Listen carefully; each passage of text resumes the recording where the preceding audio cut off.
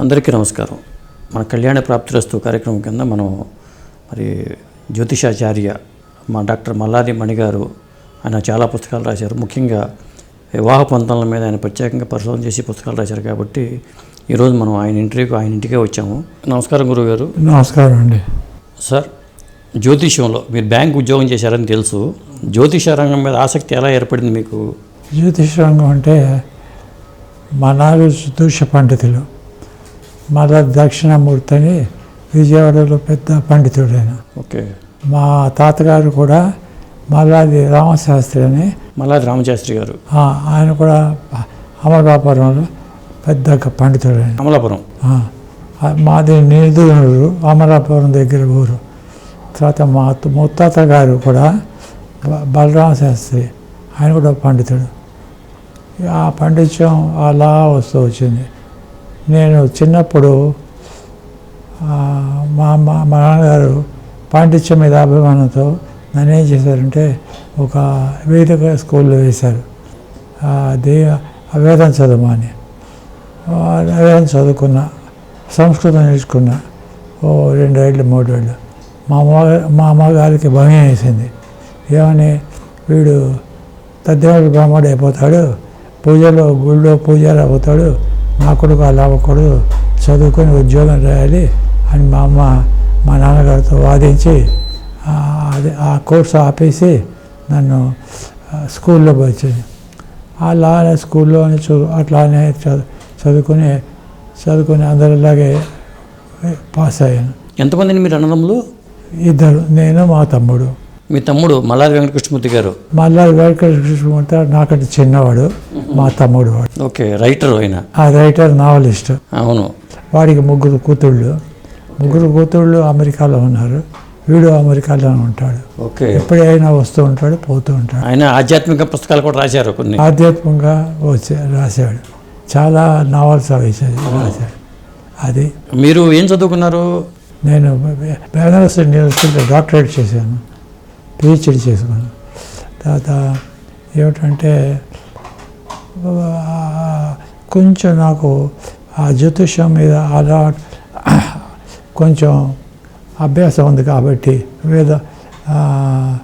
కృష్ణ జీవితం చదువుకున్నాను కాబట్టి, మా బ్యాంకులో కొత్త బ్రాంచ్ ఓపెన్ చేస్తే మడిగారిని పిలిచి బ్రాంచ్ ఓపెనింగ్కి ముహూర్తం పెట్టమన్నాడు. అలాగా నా పేరు ప్రసిద్ధి అయింది. ఏ బ్యాంక్ అండి అది? UCO bank. యూకో బ్యాంకులో చేసేవాళ్ళు. హైదరాబాద్లోనేనా? అప్పుడు హైదరాబాద్ హెడ్ క్వార్టర్స్. అక్కడికి ఇక్కడ ట్రాన్స్ఫర్లో వెళ్తుండండి. ఓకే. ట్రాన్స్ఫర్ మీద వెళ్తుండేవాడిని. భార్య పిల్లలు ఇక్కడే ఉండేవాళ్ళు. వారానికి 10 రోజులకు వచ్చి అవుతున్నాడు.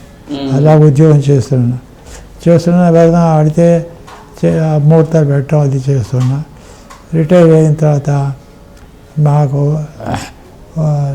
వడ్డీ వార్తి వీరావు గారు ఆయన దగ్గరికి వెళ్ళి, నేను జ్యోతిష్యం నేర్చుకుంటానండి, నాకు ఇంట్రెస్ట్ ఉంది, నేర్పుతారని అడిగా. రిటైర్ అయిన తర్వాత అయితే ఆయన నా జాతకం వేసి చూసి, అమ్మో నువ్వు సామాన్యుడు కాదు, చాలా గొప్ప ఉత్తమ పండితులతో మంచి గ్రంథాలు రాస్తావు, పెద్ద గ్రంథాలు రాస్తావు అన్నాడు. నేను నమ్మలా. ఏదో ఫీజు వేయాలి కదా అని గట్టిగా చదువుని ఆయనకి 100 రూపాయల ఫీజు ఇచ్చి దండం పెట్టి వచ్చేసా. ఓకే. అంతే. అందరు నవ్వుతున్నారు. కానీ నేను నువ్వు పండిత అంటే మా వాళ్ళు తెలిసిన వాళ్ళు అప్పుడప్పుడు నన్ను నీకు 27 నక్షత్రాలు సరే పూర్తిగా లేవు, పాఠ్యం ఇది అయితే అదే తెలీదు, నువ్వేం జ్యోతిష్యుడు రా అంటావు అనేవాడు. 27 నక్షత్రాలు చెప్పమంటే తొడుగుకునేవాడిని. అంతా మాకు ఎవరికి తెలుస్తుండే. ఇప్పుడు తర్వాత చూస్తుంటే దేవరకొండ సుబ్రహ్మణ్య శాస్త్రిని సికింద్రాబాద్లో ఉన్నారు. ఆయన దగ్గరికి వెళ్ళి నేర్చుకుందామని ఆయన. మీ నాన్నగారిని అడగలేదా నేర్చుకుంటా అని? నేనంతా సర్వీస్లో ఉండేవాడిని కదండి. ఓకే. మా నాన్నగారు ఎప్పుడు బాంబేలో ఉండేవాడు. ఆయన ఏం జాబ్ చేసేవాళ్ళు? హస్త సముద్రికం. ఆయన ఆయన పెద్ద పేరు. అంతా సంజయ్ రెడ్డి, ఏలో సంజీవ్ రెడ్డి గారు. నేడు సంజయ్ రెడ్డికి పెళ్ళి ఆయన మా నాన్నగారు చేశారు. అట్లాగా. లవ్ మ్యారేజ్ అయింది ఓకే. సంజయ్ రెడ్డిది. మా నాన్నగారి పాటలు సంజయ్ రెడ్డి మా నాన్నగారు రూమ్మేట్స్. ఎరా అంటే ఆడుకుని పెళ్లి చేసుకున్నారు. పెళ్లి చేసి అట్లా పరిచయం. తర్వాత మీ నాన్నగారు హస్త సాముద్రిక మీద బుక్ ఏమైనా రాశారా? నేనైతే ఏం రాయలేదు. మీ నాన్నగారు మా నాన్నగారు రాశారు. గ్రహణి బుక్ ఉన్నవాళ్ళు నేను ప్రింట్ చేస్తామని ఆ స్క్రిప్ట్ తీసుకెళ్ళారు. మళ్ళీ ఇవాళ మాకు ఇలా మీ దగ్గర కూడా లేదు ప్రింట్ పెద్దది 1000 పేజీల బుక్. అబ్బా. 1000 పేజీల స్క్రిప్ట్. ఎవరు తీసుకెళ్ళింది? ఎవరు? గ్రహవాణి అనే బుక్ ఉందండి. గ్రహవాణి వాళ్ళు తీసుకువెళ్ళారు. పోయిందన్నారు. లేదు తాతయ్య కొత్తలు. ఓకే. రిటైర్ అయిన తర్వాత ఏదో ఒకటి చేయాలి కదా. ఏం చేయాలి? బ్యాంకులో పనిచేసిన వాడు ఎందుకు పనికిరాడు. ఏది సరే నువ్వు జ్యోతిషం నేర్చుకోమని ఎవరు అడ్వైస్ చేస్తే వాడి వార్తి వీరరావు దగ్గరికి వెళ్ళా. వెంకట ఆయనేమో పెద్ద పండితుడు అంటే సరే వచ్చేసా. తర్వాత అన్ఫార్చునేట్లీ వెళ్ళిన 4 రోజులకి 5 రోజులకి ఆయన పోయాడు. ఓకే. గురువు దొరకల. సెకండ్ వాడిలో దేవరకోట సుబ్రహ్మణ్యం అని ఒక ఆయన ఉన్నాడు. ఓకే. ఆయన దగ్గరికి వెళ్ళాను. ఆయన నేర్పిస్తానన్నాడు.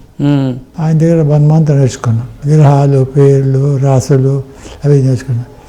ఒకరోజు మధ్యాహ్నం ఒక ఆవిడ రాజ్యలక్ష్మి, పేరు నాకు గుర్తుంది, రాజ్యలక్ష్మిని 2 మామిడి పళ్ళు, 2 తామపాకులు, 1 పడి అన్నీ తీసుకొచ్చి సుబ్రహ్మణ్య గారి టేబుల్ పెట్టి నమస్కారం అండి, గురుగారు ఎప్పుడు వచ్చినా ఈ జాతకం కుదరలేదు అంటారు. ఈ జాతకం తప్పకుండా సరిగ్గా చూడండి, మాకు చాలా బాగుంది, నచ్చింది, చేయండి అంటే సరే చూస్తానని తీసుకుంటే అంత లోపల ఆయన భార్య భోజనం చేసి కూర్చోండి, లేట్ అవుతుంది అంటే రాజకృష్ణ గారు ఒక 5 నిమిషాలు భోజనం చేస్తాను, మామిడి పిలుస్తుందని వెళ్ళాడు. నేను అక్కడ ఉన్నాను కదా, ఆ జాతకం చూశాను, నాకు అర్థమైపోయింది. సరే నాకెందుకని అక్కడ పెట్టాను. అక్కడ పెట్టిన తర్వాత ఆయన వచ్చాడు. ఆయన వచ్చి ఏమండి మీ అమ్మాయి జాతకం అన్నాడు.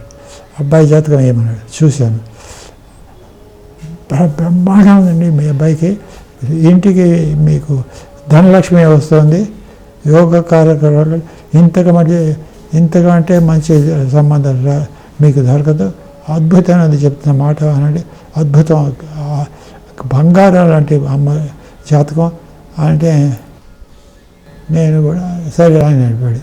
నాకు చేతులు ఇలా నిజంగా చెప్తున్నా, చేతులు వణికిపోయినాయి. ఆ జాతకంలో ఉన్నతోటి ఈయన చెప్పేది ఒకటి. ఓకే. ఇలా చెప్పేటని గురువు గారు అడగాల వద్దా ఆలోచన పిచ్చకపోయినట్టు అయిపోయింది. అడిగితే ఏమంటాడు ఆయన, పెద్దవాడు పండితుల పేరు, ఆయన ఆప్యాయత అభిమానం ఉంటుంది కదా, ఆప్యాయత అభిమానంతో గురుగారు ఈ జాతకంలో ఈ దోషాలు కనిపిస్తున్నాయి, అద్భుతంగా ఉంది అన్నాడు. ఇది అంటే ఆయన అన్నాడు, చూడు మణి, నువ్వు తెలిసింది ఒక్కడు మొదలు తెలుసుకోవాలి. ఎవరైనా కొత్తగా మీ ఇంటికి వస్తాయి, జాతకం కుదరలేదు 4 సార్లు 5 సార్లు మంచి జాతకాలు వస్తాయి ప్రమాణం. ఎప్పుడైతే ఏ స్త్రీ అయితే ఎగురుకుంటూ ఇది బాగుందండి, ఇది బాగుంది, చేసుకుందాం అనుకుంటారే, అది మాత్రం బాగుందని చెప్పు. లేకపోతే ఇంకోటి వెళ్ళి చూపిస్తారు, వాళ్ళు బాగుందంటారు. కాబట్టి అది ఆవిడకి ఇంట్రెస్ట్ ఉంది, ఆయనకి ఇంట్రెస్ట్ ఉన్నప్పుడు అదే బాగుందని చెప్పు. ఓకే. ఆయన అంటే వాళ్ళు చెప్తారంటే తప్పితే ఏమైనా వైద్యుల దోషం ఉంటే, మార్కత్వ దోషం ఉంటే అప్పుడు ఏముందంటే దోషం ఉంటే ఉంటుంది.